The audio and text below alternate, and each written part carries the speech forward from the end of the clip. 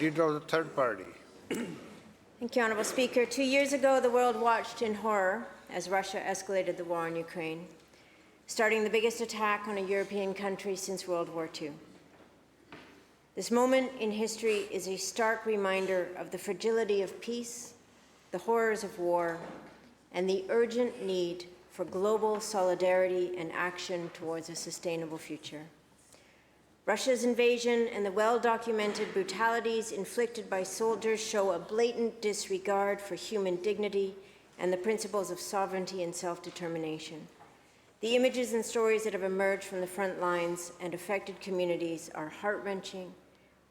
Innocent lives lost, families torn apart, and dreams shattered. This is the true cost of war. The war can at times seem a world away from British Columbia, and yet the repercussions of this war extend beyond the immediate conflict zone, affecting global food security, energy supplies, and contributing to the displacement of millions. We have more than 18,000 Ukrainians who have settled in BC over the last 2 years, demonstrating that no country, no region is immune to the impacts of war or exempt from the responsibility for helping the victims of war. My thoughts remain with these people, predominantly women and children, who have been torn from their homes and brought across the world, and who I hope are feeling welcome and supported in their new homes across this province. I think of these people and the length of this war. 2 years since the invasion, 10 years since the invasion of Crimea. This is the third speech we've all delivered in this House on this war.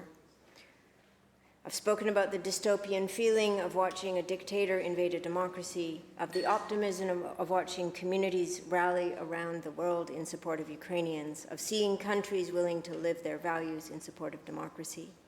If the war feels long to us, I can only imagine how it feels to the people of Donetsk, of Luhansk, of Kyiv. This crisis should serve as a wake-up call to all of us about the importance of unity and resilience.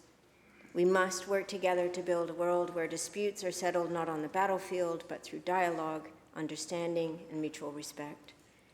2 years into this conflict, it feels like we are at a precipice, with risks of further escalation, of NATO being pulled into the conflict, or of Western allies walking away.